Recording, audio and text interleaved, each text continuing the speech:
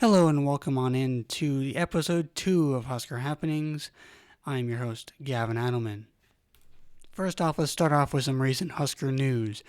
First off, Nebraska baseball swept Wichita State in the midweek, winning the first game on Tuesday, March 11th, 10-1, and then won the second in the series 5-4 yesterday. The Huskers improved to 7-8 on the season, and the Shockers dropped to 6-10. It was a much-needed two-game sweep for the Huskers after they dropped 3 straight weekend series. First to Louisiana, 2-1, and then the next weekend they beat Sam Houston 8-3, and then lost to number 2 LSU and Kansas State in Frisco, and then they lost 2 out of 3 to Washington at home last weekend. This gives the Huskers some significant momentum going into a long road trip out on the West Coast, playing 3 against UCLA next weekend, 2 against Pepperdine in the midweek, and then 3 with USC on the road, before coming back to the Midwest playing Kansas State that next midweek. In Game 1 of the series with the Shockers, freshman out of Texas Devin Nunez went 3 for 5 with 5 RBI to lead the Huskers to a 10-1 victory. Another freshman standout for the Huskers in their 10-1 victory was Carson Yassa, who threw 5 shutout innings as a starter, giving up only 2 hits and 1 walk while striking out 8. It was a much-needed, decent-length start for the Huskers as they were playing 2 midweek games before going out to the West Coast next weekend.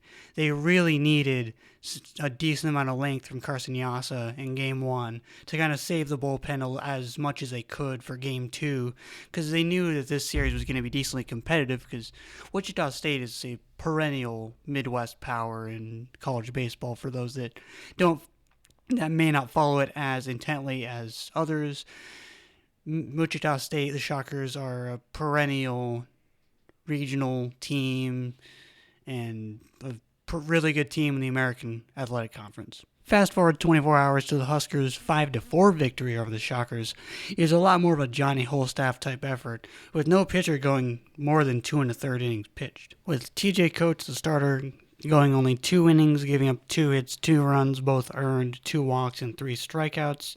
Colin Novacic went 2 1/3 innings, giving up 3 hits, 1 run, and that run was earned, 2 walks, and 2 strikeouts. Gavin Blakovich went 1 1/3, giving up only 2 hits, no runs, 1 punch-out. Jalen Worthley went 1 1/3 with giving up 2 hits, a run. That run was earned, and 2 strikeouts, including a very pivotal end of the inning punch-out. And then Drew Christo went 1 inning, 1 strikeout. No runs, no walks, no base runners allowed.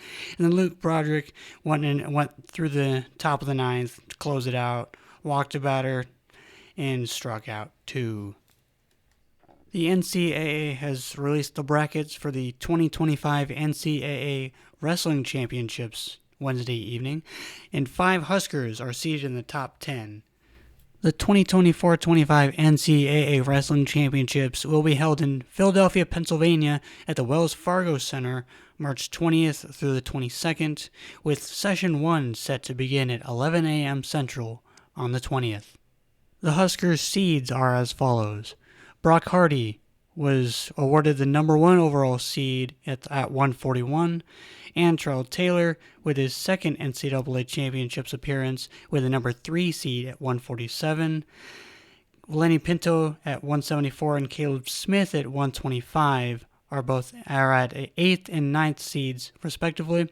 Christopher Minto at 165 and Silas Allred at 184 both received 12 seeds in the tournament, with Minto making his first NCAA Championships appearance and Allred making his 3rd consecutive.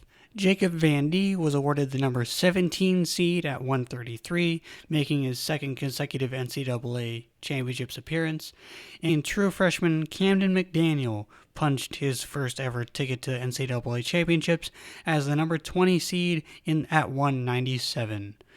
More information about the wrestlers, the NCAA Championships, and the Huskers' opponents can be found at huskers.com. And to round out this second episode's news segment, two Huskers women dive team members have clinched up spots at the 2025 NCAA Swimming and Diving Championships, which will be held in Federal Way, Washington, March 19th through the 22nd. Abby Baxter earned a spot in the diving championships after capturing a ninth place finish on the 3-meter board at the NCAA Zone D Diving Championships on Monday, March 10th. Baxter will be joined by Huskers distance freestyle swimmer Jenna Jorgensen at the NCAA Championships.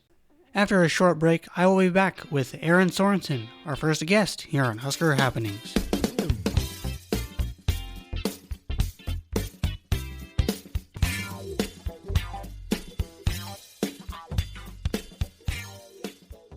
Welcome back, and let's welcome in the first guest on Husker Happenings, content creator, journalist, and overall amazing storyteller, covering Husker sports among other topics, Erin Sorensen. Do you want to just start off by giving the listeners a quick synopsis of your career and life so far, like your hometown, high school, places you worked, fun facts? Sure. Well, I mean, you already gave a really great intro. That was very nice of you. I would say the only thing I would add is I am an Emmy Award winner. So it's something that I don't talk about enough. So I'm trying to be better about bragging about myself. But yes, I was born and raised in Nebraska. I'm originally from Omaha, went to the University of Nebraska-Lincoln, graduated with a degree out of the journalism college. I have moved back to Omaha since, but teach in the journalism college. So that does mean I have to make the trip from Omaha to Lincoln, which I do not mind unless it's very bad weather, which we've had a little bit of to start the semester, which is never fun when you're dealing with ice and snow on the interstate. But yeah, some fun facts about me. I actually started as a broadcast. So when I was in school at Nebraska, there was basically 3 tracks you could do. You could do news editorial, broadcasting, and advertising, which is somewhat similar to how it functions now, but there's definitely a lot more options. Yeah. You have the sports track. You have a number of just ways that you can dial in and focus on what you want to do. I started in broadcasting, but at the time, the college was really hyper-focused on if you were going to be a producer or work behind the scenes. I was more interested in either being on camera or helping tell those stories in a more front camera type of way. And I just didn't feel like I was really getting what I wanted. And so I ended up switching into advertising, which couldn't have been more serendipitous because social media marketing and advertising was really becoming a thing. Strangely enough, Facebook did not exist until I was a senior in high school. Twitter/X was not a thing until I was in college. Instagram didn't even become a thing until after I graduated. So I definitely am one of those millennials that saw both the before and after times of social media. And because I switched into advertising, I really got a crash course in how to market and tell stories and speak through social media. And it's where I've spent a lot of my time. So even as I've worked in the world of journalism and have been a writer, I also have put a lot of emphasis on how do I tell people stories through different social media platforms. And I'm really grateful it worked out that way, but who would have thought? You wouldn't have known, however many years ago, which we're not going to count. Yeah, that kind of reminds me a bit of my kind of college story. I started off in music education when I came here about 4 years ago, and I was music education for about two and a half years, and I loved the music part of it, but I didn't really like learning how to teach and like that kind of part of it. It really didn't resonate with me as much as I really thought it would. But I'm still involved in music here at UNL. I'm in the band and do all this stuff. So it's not like I'm not involved in music anymore. I'm just not involved in that. You get to enjoy it a little bit more as a hobby and a little less as like a potential. Well, it's not attached to your ultimate grade at the end of the day and your GPA and everything. So it gives you a little bit more flexibility. Yeah. Next up, what got you into sports and like sports writing, media, that kind of? I think anyone who grows up in Nebraska probably is just like you're just kind of like born into knowing and liking sports in some Yeah. way. I grew up in the 90s when Nebraska football was very good, and Nebraska volleyball has been as good as possible through most of my lifetime as well. And I mean, even Nebraska basketball was really good in the 90s. They've obviously had an uptick in recent years as well, which is great. But I would say it was just a very, it was just sort of always there. My grandparents were giant Nebraska fans. My mom always likes me to remind people that she also encouraged me liking sports, and she did. But I do also just remember my grandpa really encouraging me to like and try everything as well. My mom did too, but he was the one that would be yelling at the TV or at the radio on Saturdays. I remember him giving me a putter and a golf ball and putting me out in the front yard and trying to entertain me by having me putt into basically their sprinkler, like where the sprinkler divots are at. And what he ended up finding is that I started swinging and nearly they're lucky I didn't break a window, because I was like, this isn't fun. I'm going to try to really go for this. But I've always been interested in sports as a result. And in all fairness, and this has actually gotten a little bit more interest, I'd say, in recent years too, because of things like TikTok. But as a lot more people are watching and discovering Gilmore Girls, I grew up watching Gilmore Girls as it was airing live on what was the WB at the time. It's now the CW network, I think. And Rory Gilmore, she wanted to be a journalist. She went to Yale to be a journalist, and that was really what it was. I was like, well, if Rory Gilmore is going to be a journalist, I want to be a journalist. So I got into high school. I joined newspaper. I joined yearbook, and that was just sort of the trajectory that I decided I was going to take. And, I don't think if you would have asked me in high school, do you think you'd be in like sports reporting? I'd probably have said no, but only because I really didn't have a lot of examples to look at. Really the only women that I had to look up to, and they're great women, but was Erin Andrews or Linda Cohn.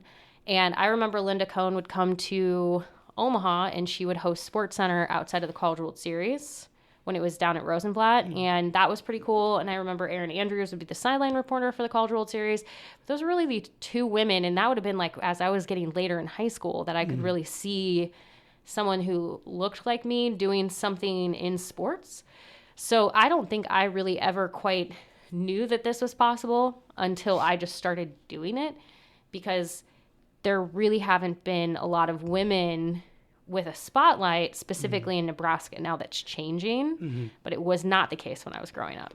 Kind of going back on that, who is somebody you admire in the kind of sports writing field, sports reporting? I would say Mina Kimes is somebody that I really, really admire.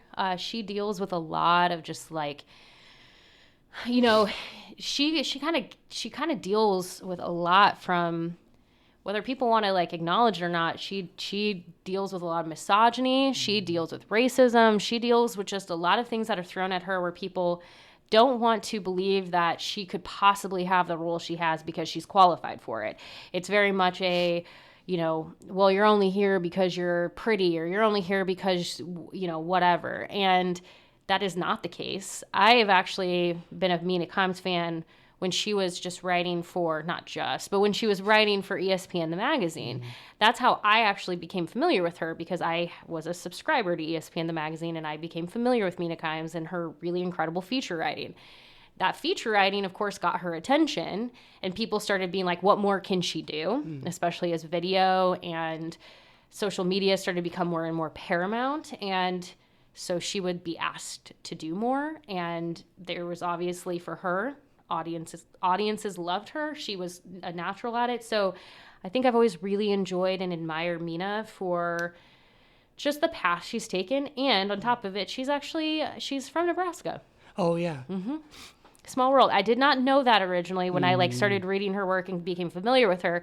So there would be like times where she would always post about Tommy Frazier on Twitter, and I would be like, why is she posting about Tommy Frazier? And I figured out it's because she grew up a Nebraska fan, and I don't know at what point she moved out of Nebraska, but I think she still has family in the state. It also doesn't hurt that Tommy Frazier is one of the best players of all time. But he's all right. He's yeah. okay. And kind of going back to your professional days or time, did you play any sports in high school, middle school? Yeah, my mom wanted me, that's kind of what she always would say is like she wanted me to try everything. So I did. I mean, I did YMCA soccer. I didn't really particularly like soccer wasn't my sport. But I did everything from dance to competitive cheerleading to swimming to volleyball. I really thought volleyball was like my future for at least a few solid years. I remember when I was in middle school, I became very into volleyball and even went to John Cook's first couple of years of the John Cook volleyball camps. I do remember, and he claims, and he likely doesn't because how many athletes has he seen in his lifetime? But I do remember coming one summer to, I believe it was like they had 3 camps. I believe it was like they had essentially your libero back row specialist camp, your setters camp, and then your hitters camp. And I just had such a great time. I was like, these are amazing. I'd gone through the setters camp. I'd gone through the libero defensive specialist camp. I was like, well, I'm just going to go. I want to come back for hitters camp. Like I want to be a part of all of these. And I came with my friend who she's, much taller than I am. I'm only 5'4". She's probably, I think like 5'10" at least. So she's like perfect for hitting like size. I am not quite so much, but like I wasn't here to I was just here for the vibes. I was not here to be good. And I remember John Cook specifically being like, this might not be your calling. No, I give him a hard time saying that he was suggesting that volleyball in general wasn't my calling, but I think he was more specifically saying the hitting position probably wasn't going to be for me. But I like to give him a hard time that he dashed my hopes and dreams. So therefore I became a sports reporter, and he was inevitably then stuck with me for many more years than he would have been if he would have just let me be on his team. And you never know. With the hitters, there was that one 5'6" or 5'7" outside with Arkansas. I remember there's been fun, there's been instances where I think if I'm remembering correctly, now some of these happen because of essentially they're never intentional, but when they basically run out of substitutions and somebody who should only be in the back row gets essentially rotated into the front row. I'm pretty sure Lainey Choboy's been in that situation. I know Kenzie Maloney has been in that situation, and she essentially was asked to, not Kenzie Maloney, Kenzie Knuckles. She was essentially asked to, Kenzie Knuckles got rotated into the front row. She had to go up for a block. She had a huge block. It was like this big unreal thing. But yes, usually people who are not over 6 feet tall they're not usually the ones put in the front row. But me and my 5'4" self thought, this is just such a good time. Let me be here for the vibes. During band camp for the Cornerstone Marching Band, the alto saxophone section and the mellophones have a yearly sand volleyball match where we all where we play, and there isn't really set rules or set rotations or anything. It's everybody against everybody, kind of chaos. Love chaos. Fun fact: the altos won this year. Nice. For the first time in 8 years, so. We like to say that we broke the bowl game curse because you did it, because we know that, but I'm not super tall, but I can kind of get over the net ish. It's a lot of it's a lot of leg strength because you can be tall, and having the arm length is definitely one part of it, but you also know you have to know how to get high and jump, and so you look at some of those. You look at especially when you look at the United States Olympic team, that is some incredible athleticism. I'm not saying every volleyball player in the NCAA level. I want to be clear. I am not choosing to go be on the other side of the net against 99.9% of any NCAA volleyball player because they're going to smoke me. There's maybe 0.1% that I would get half a second to think and I'd still be smoked. So no, my odds are not good. Yeah. And I played baseball when I was little. Not good at all. I don't have the hand-eye coordination for that, but I had fun. That's all that matters. That's what sports are for. They're for having fun. They're not, Well, that's one of my pet peeves right now, because like the whole reason that so one of my favorite things about sports is talking about the people behind the sport themselves, because you play football, you play basketball, you are on the bowling team, you are this and that, but that is not who you are. It's what you do. And so there's like these little things I think about all the time. Like right now, a very real example is, and this is like you're getting a real time thing that like I am a little bit annoyed by, is Dylan Raiola made a TikTok dancing. And I swear half of X and the internet right now is like essentially making fun of him for this, because, you can't be serious. And it's like this whole thing needs to be fun, because so much of it is not fun. You work so hard. In some cases, your team might not win games. Like, why do we have to why can it only be this one or the other? Why can you not be dedicated to what you're doing and work hard, but also have some fun? And so like I always just like think of like examples like JD Spielman. I covered him when he was here at Nebraska, and a lot of people don't know this about him because they never got to see it. But this was like a funny, goofy kid. He was funny and goofy, and he had entertaining jokes. He would just mess around with his friends. But his dad being a GM of the Vikings and had been in part of, the football world for a long time, kind of understood how people react to you. He basically had a rule. He never spoke to the media, and he never really did anything because he just was like, it's just not worth the headache of the way people are going to talk about you and criticize you and jump in on every little thing you say and the way you act and this or that. And I'm like, it's too bad he had to feel that way because of the things that he experienced, because what ended up happening is for Nebraska fans, and then I believe he transferred to Texas Tech? No, Texas Tech. Texas. I think TCU. TCU. Thank you. TCU. Purple. Yeah. I was like, I could see the purple in my head. I'm like, that's how I knew it wasn't Texas Tech. It was a Texas school. But I'm like, these schools, the fans didn't get to know him. They didn't get to see the goofy, funny person, because he was so certain that if like you just, why do that and then open yourself up to that flack and that negative energy? So I'm just witnessing that right now with like Dylan Raiola, where I'm like, there can be multiple layers to an individual. Yeah. Like it doesn't only have to be this or that. Yeah, that's one of the things that I really like about Major League Baseball recently, leaning into the fun more, being like the Yankees actually allowing, yes, and heaven forbid, yeah, facial hair. Yeah, I would probably would have been cut by now because yeah, but it's like, is that really the thing that's going to keep Yeah. somebody from being great? Is a beard? Yeah, like I kind of get the tradition side of that argument, but also you're one of the 30 teams that doesn't allow it.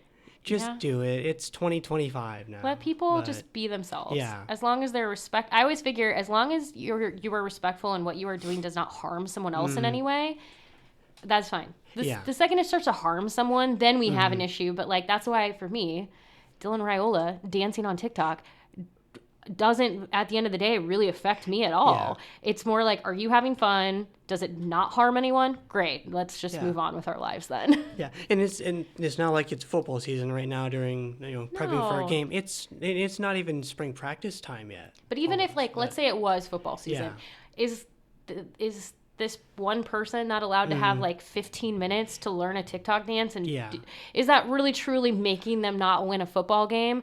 The answer is no. Yeah. Honestly, I think you probably would rather have your athletes having fun because they'll be a little bit looser. Yeah. I don't know. I those things are just, I will never quite understand them because I'm like, don't you want these? You are not looking for robots. If you are, then why do we care? Just go build some robots and have them play your game. Well, yeah, that's kind of what the Yankees were doing with the no facial hair. True. Just everybody looks the same, just blank stares. But it's true. Yeah.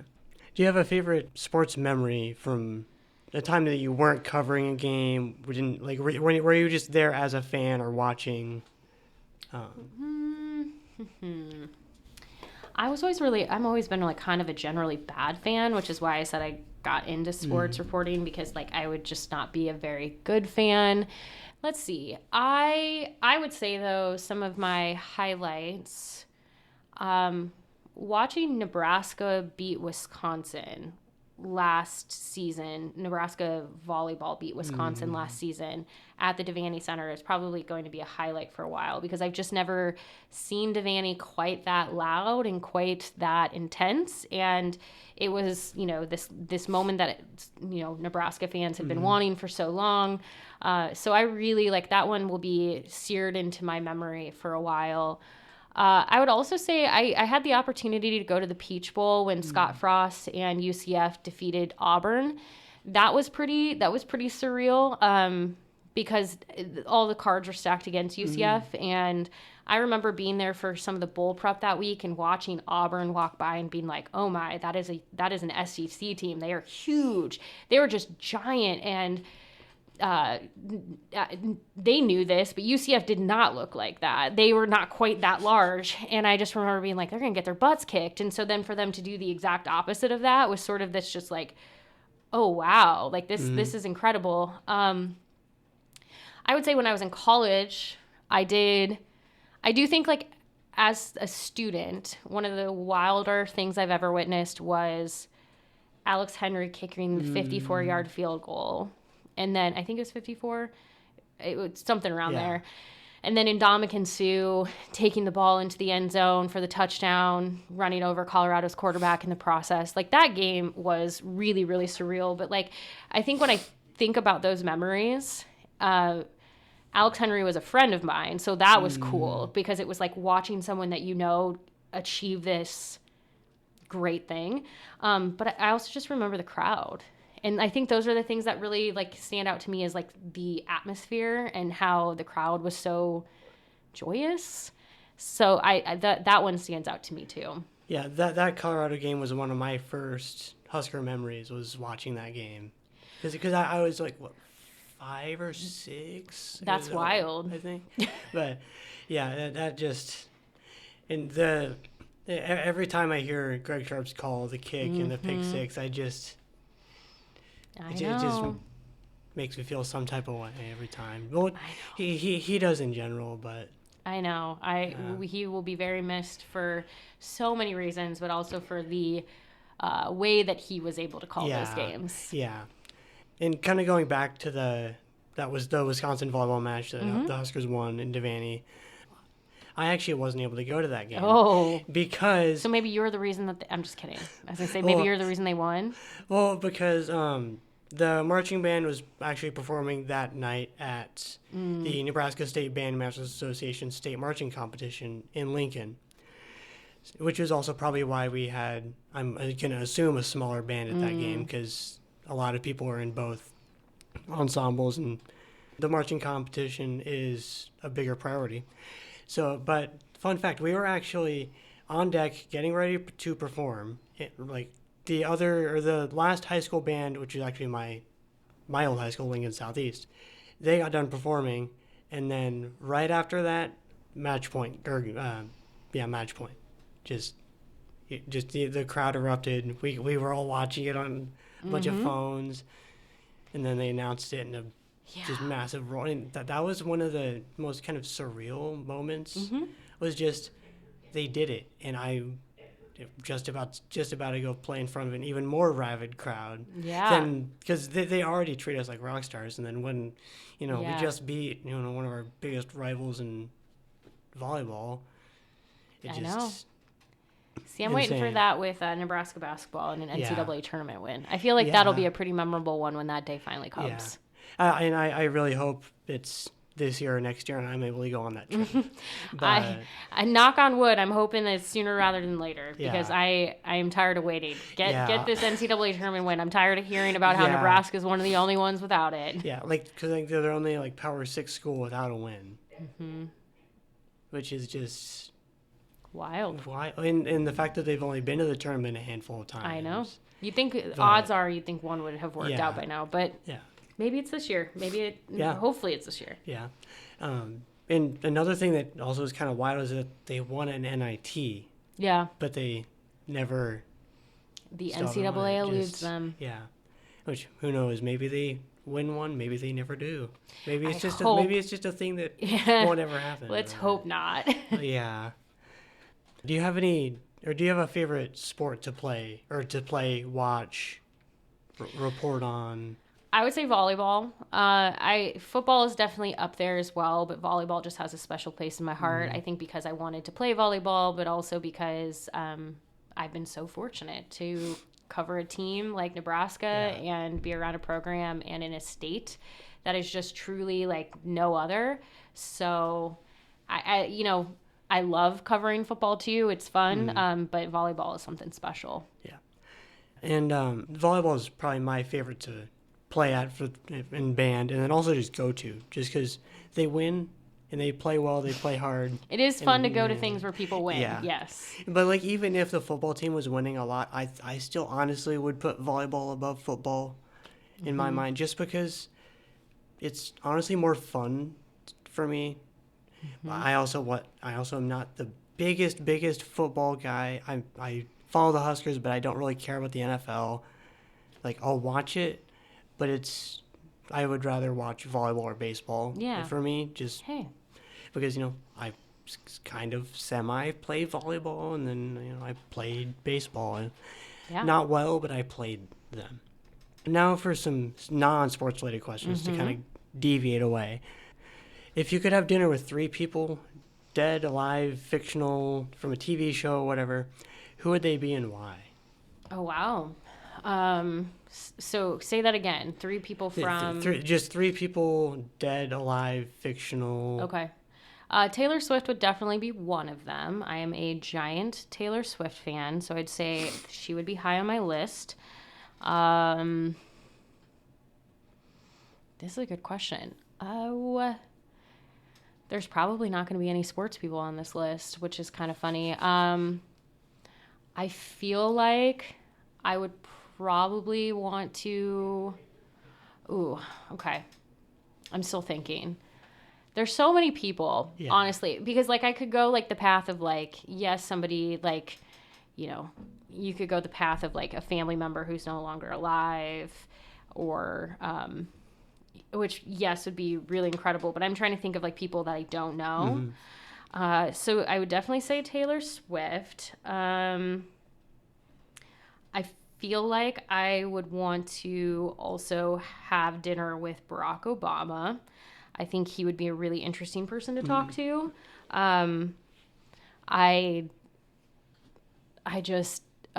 He was the president that was elected when I was in college.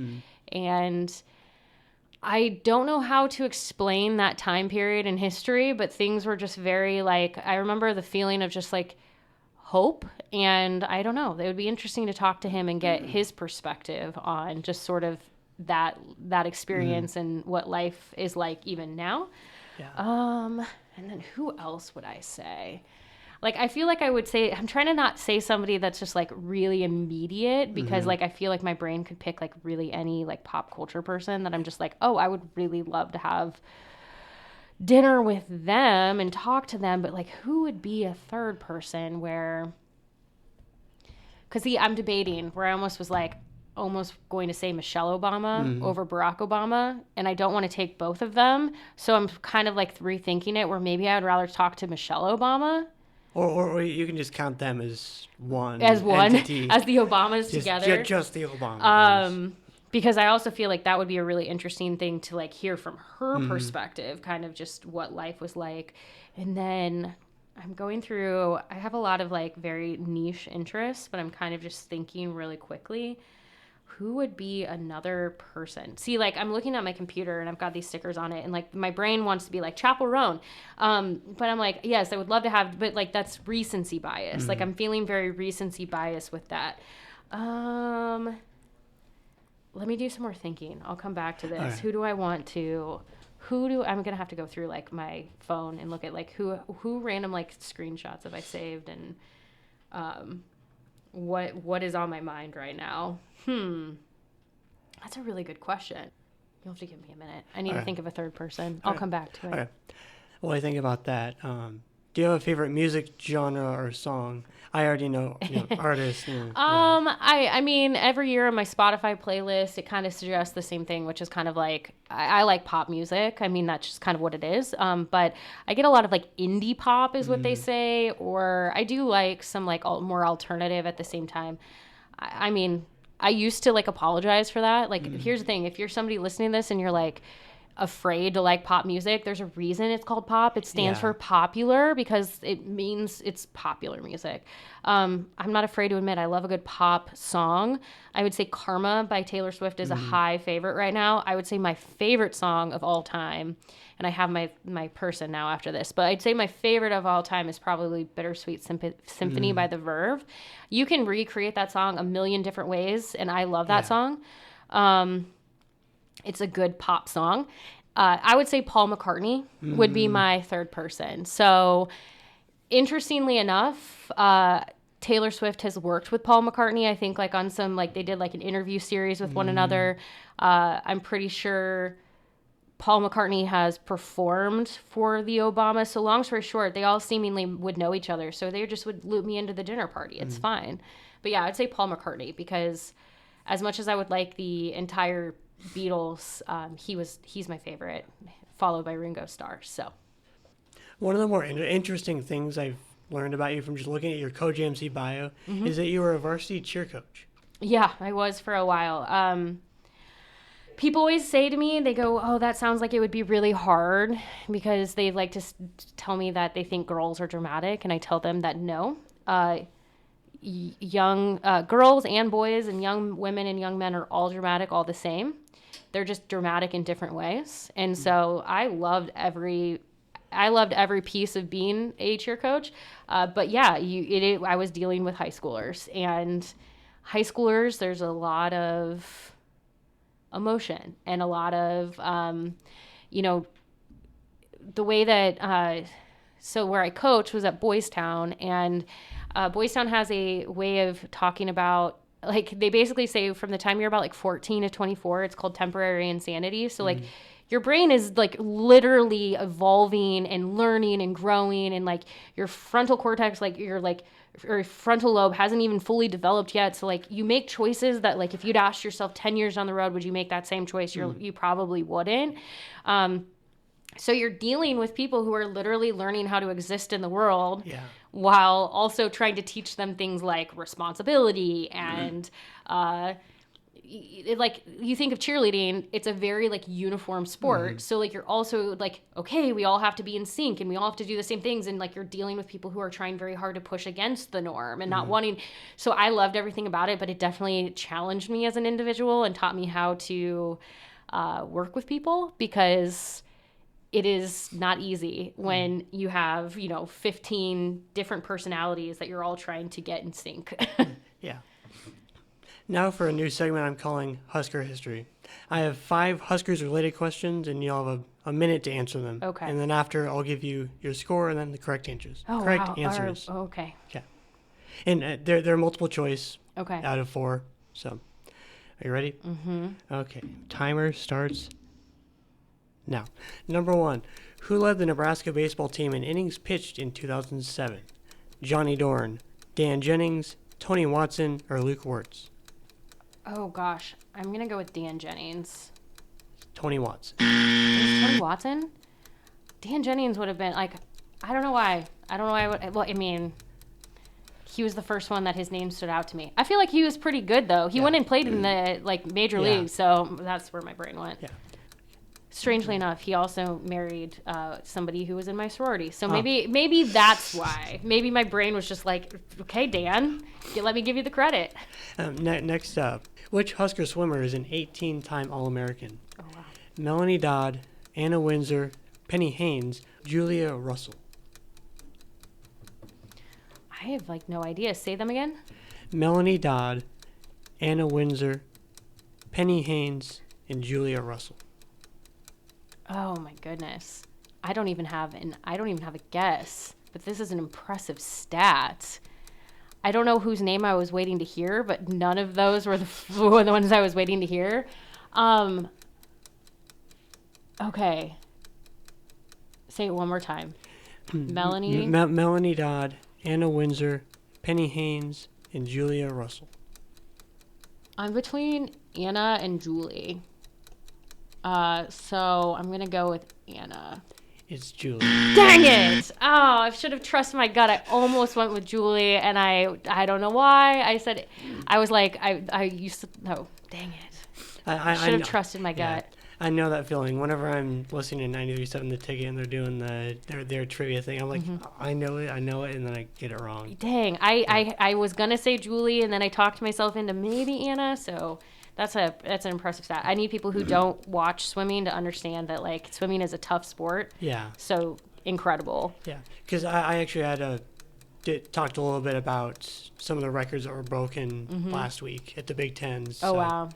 Yep. On episode 1. So go listen if you haven't.